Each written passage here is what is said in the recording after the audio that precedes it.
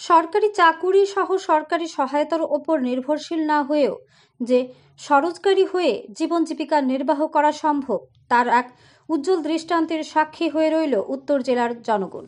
ঘটনাটি ঘটে উত্তর জেলার পানিসাগর মহকুমার অন্তর্গত দামছড়া থানাধীন সুন্দিবাসা জনজাতি অধ্যুষিত এলাকায়। ঘটনার বিবরণে জানা গেছে, ওই এলাকায় ৪ নং ওয়ার্ডের বাসিন্দা পেশায় এক রাবার শ্রমিক সাবুদ্দিন, পিতা মৃত আব্দুল গনি। জনজাতি অধ্যুষিত এলাকায় নিজের প্রায় ৫ কানি টিলা জমিতে বিগত ১ বৎসর পূর্বে আখ চাষ করে এলাকায় নজির সৃষ্টি করে। জানা গেছে, আখ চাষের ৭ মাসের মাথায় ৫ কানি জমির অধিকাংশতেই আখের ফলন ভালো হয়। আখের উৎপাদন ভালো হওয়াতে বাণিজ্যিকভাবে শুরু করে গুড় উৎপাদন। পার্শ্ববর্তী রাজ্য অসমের কাছাড় জেলা থেকে একটি ভয়রা মহিষ এনে বাণিজ্যিকভাবে গুড় উৎপাদনের প্রস্তুতি নেন। আখের রস তৈরি করতে প্রয়োজনীয় যন্ত্রাদি সহ নিয়ে আসা হয় বিশালাকার লোহার তৈরি একটি কড়াই। শুরু হয় আখের রস থেকে তৈরি সুস্বাদু লালি সহ গুড় তৈরি।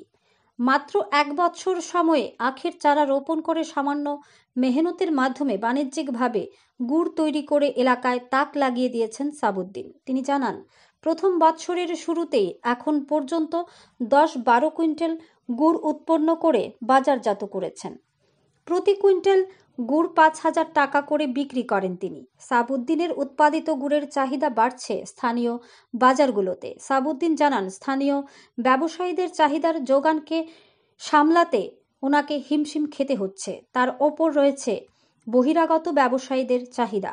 আগামী দিনে গুড় উৎপাদনে আরও ব্যাপকভাবে মাঠে নামবেন বলে জানান।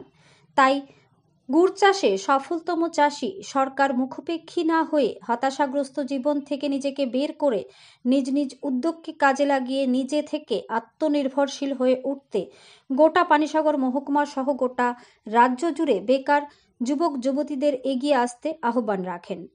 এতে করে সরকারের নিকট নিজেকে হাত পাততে হবে না, বরং সামনে হয়তো এমন একটা দিন আসবে সরকারকে তোমার দোরগড়ায় আসতে হতে পারে।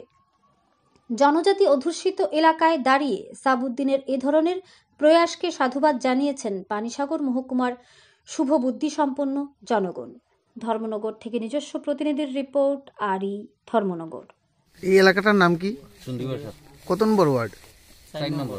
তো আমরা দেখতে পেলাম আপনারা বাণিজ্যিকভাবে এখানে আখের রস থেকে গুড় তৈরি করছেন। এবং কতদিন যাবত সেই পরিকল্পনা আপনার হাতে নিলেন এবং গুড় তৈরির কারখানা গড়ে তুললেন এখানে? এখন তো ১ বছর হয়ে গেছে। বিগত ১ বছর আগে আপনারা গাছ লাগিয়েছিলেন, তো ফলনটা আপনারা মোটামুটি 1 বছর থেকে পর থেকেই পেয়ে যাচ্ছেন। এখন অবধি বাণিজ্যিকভাবে কত কুইন্টাল আপনারা উৎপন্ন করলেন গুড়? ১৫ কুইন্টাল মতো হইব। মোট টোটাল জায়গা কতখানি রয়েছে এখানে? ৫ খানি মতো হইব। ৫ খানি না? এখন অবধি আপনারা মোটামুটি কত কুইন্টাল করেছেন টোটাল? ১৫ কুইন্টাল। ১৫ কুইন্টাল। আরও কতক্ষণ আশা আছে মনে হয় আপনাদের? আরো ১৫-২০ কুইন্টাল হইতে পারে। এর থেকে অধিক হতে পারে না? তো এই কুইন্টালগুলো আপনারা কত টাকা করে বিক্রি করছেন? ৫,০০০ টাকা। ৫,০০০ টাকা। কি স্থানীয় মার্কেটে না বাইরে নিতে হচ্ছে?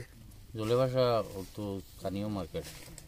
তো আপনাদের কি মনে হয়, আগে যে আমরা বাইরের জায়গায় গুড়টা খেতাম সেটার চাহিদা বেশি, না আপনার এই নিজে যারা লোকাল জায়গায় তৈরি করছেন সেটার চাহিদা বেশি? এটা আমরা চাহিদা বেশি। মোটামুটি সবাই চাইছে, আপনাদেরকে নিচ্ছে না? তো এই ধরনের এত ব্যবসা থাকতে আপনারা এই গুড়ের ব্যবসায় কেন গেলেন? এটা একটা দিও বাড়ি গেছে আর কি, শখ হইয়া উদ্যোগ নিছি আর কি। এই আখের বাগান বানানোর এই জায়গাটা থেকে এমনি শুধু জঙ্গলে পরিপূর্ণ ছিল, তো ইচ্ছা করে আপনার এই প্ল্যানটা করলেন না? তো কি মনে হয় বিগত দিনে আপনারা কি করতেন আর এই ব্যবসার গুড় তৈরির আগে? আমি রাবার কোম্পানি দিওতে আসলাম আর কি, রাবার বাগান আছে আমার। আচ্ছা, বাগান বাদ দিয়া অন্য লাগছে এই। তো আপনার কি মনে হয় এই 1 বছরে কি বুঝতে পারলেন আপনার রাবারের মধ্যে পরিশ্রম করে কি উপার্জন বেশি না এটাতে উপার্জন বেশি? কি মনে হয়? রাবারে উপার্জন বেশি। আচ্ছা, এটাতে কম? এটাতে একটু কম। তো কম যেহেতু এইটাতে আবার আসলেন কেন? তো রাবারই থাকতে পারতেন না, এটাতে একটা উয়ামা করিয়া বা শখ করিয়া ইয়া লাগছে। আচ্ছা, আগামী দিনে আপনাদের এই বাগান থেকে আর বড় করার বা এই ধরনের আরো বৃহৎ আকারের কোনো কিছু কি প্ল্যান আছে আপনাদের? প্ল্যান আছে, জঙ্গল কাটা ইয়া আছে, আরো বাড়াবেন? আরো বাড়াইবেন।